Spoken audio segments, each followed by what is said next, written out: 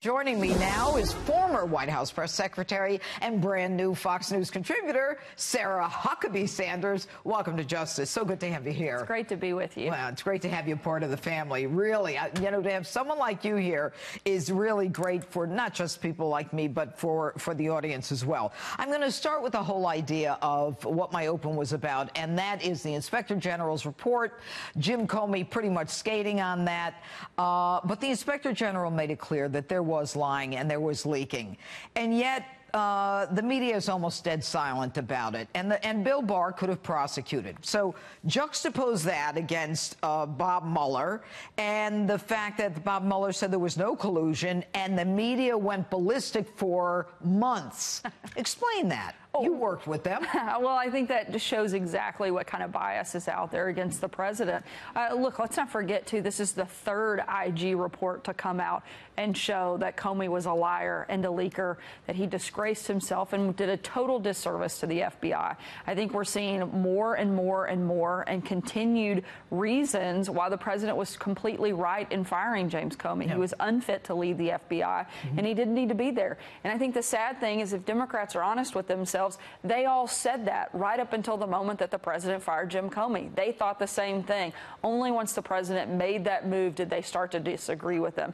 And, you know, we'll see what happens and whether the Department of Justice and Attorney General Barr take any action. I think Attorney General Barr has done a phenomenal job. He's doing great things. And I'm going to interrupt you there because as I go around the country with my book there, everyone says, Jeanine, are there ever going to be charges? Will there ever be consequences? And I believe in Bill Barr. And in the book, I talk about the fact that he's like a slow locomotive. Nobody's going to get him off the track, but he's going to get there. But I haven't seen him do anything yet. Why are you so sure? Look, I think he's going to do the right thing. At the end of the day, there is... Jim Comey has to be indicted for what he did. He defrauded the FISA court. Absolutely. And I think he is lucky that he's not already in prison. We'll see what happens. Again, I have total confidence in Bill Barr. I think he's shown himself to be a real leader, and we'll see what happens. I'm not going to get into what that exact punishment needs to look like, but there certainly should be consequences. And I think the American people want to see something happen. I just don't want them to lose faith.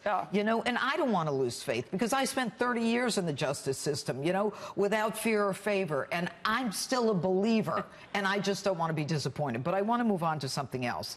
You know, we got the jobs report out, 195,000 new jobs in the private sector, 3.7% unemployment, the lowest in 50 years, or maybe even more. And yet you've got people like Bill Maher hoping for a recession, which would cause people to lose their jobs. Deborah Messing wanting to out people so that they lose their jobs if they support Donald Trump. I mean, what is going on in the country? You were, you know, at the center of all of this. I think the Democrats are collectively losing their minds. They would rather see our country fail and the president not be successful so that they get one of their people in. I can't imagine thinking that way. I hope I never become like the Democrats are right now, that they would rather our president fail and America not continue to grow, continue to be successful so that they could change who is in power. That is a terrible way to look at this country. I think the president has done a tremendous job, and he's not just growing the economy for one sector. He's growing it for all Americans. Everyone. Women are doing better. African Americans, Hispanic Americans, Asian Americans. Everybody is doing better under the Trump economy, and it's time for us to start celebrating the fact that America is winning. They're never going to do it. Yet they don't want to because they'd rather see him fail, and I think that that is a disgrace, and I think it's sad, and I hope Republicans never become that way. Well, they don't answer in kind, and people ask me that too. Why don't they answer in kind?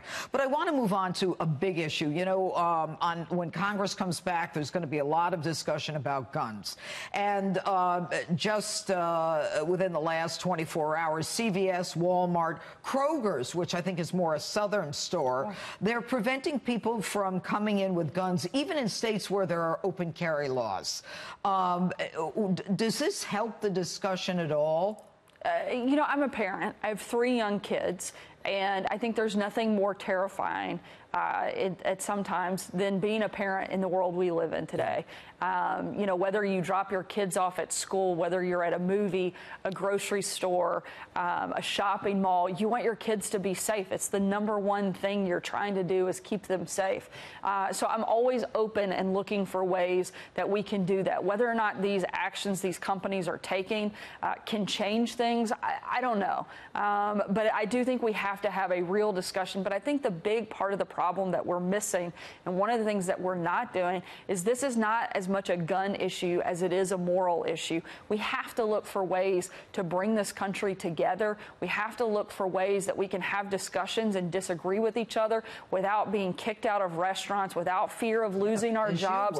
It all goes back to having respect for one another. And I think we need to take a step. I think we need to take a step back and not make this a gun issue, but this is a hard issue. It's whether or not we're going to teach our kids and raise our kids to respect one another, value other people, value life. We're becoming a culture that no longer values life. You look at some of the things that are happening right now and how some of the Democrats, some of the comments they've made about the pro-life community, we are not valuing life. And when we do that, we put, I think, everybody in jeopardy. And so I think we have to really take a look at how we have this conversation, make it less about guns, make it more about respect and treating each other the way that we would want to be treated. If you're in Kroger's and you're with your kids and someone who's a criminal has an illegal gun, wouldn't you want to have a gun?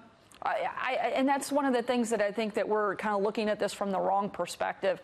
A lot of times it's not the people that are following the law that are doing these types of, you know, heinous crimes. Obviously, I think everybody in this country would love to never see another mass shooting. And I think we have to look at that approach. I mean, the idea that taking guns away from law-abiding citizens is going to help, I just don't see that reducing. But again, I think the best thing we can do is have some real conversations about why we have this problem in the first place. It's not the guns, it's the people that are taking this action, and we have to figure out how to bring those people back from those dark places. Background checks, is that going to help? You know, I think we have to see what happens. I know that that's been a huge topic of discussion in Congress. But again, I think we have to stop looking to government to solve all of our problems. So much of this needs to start at home.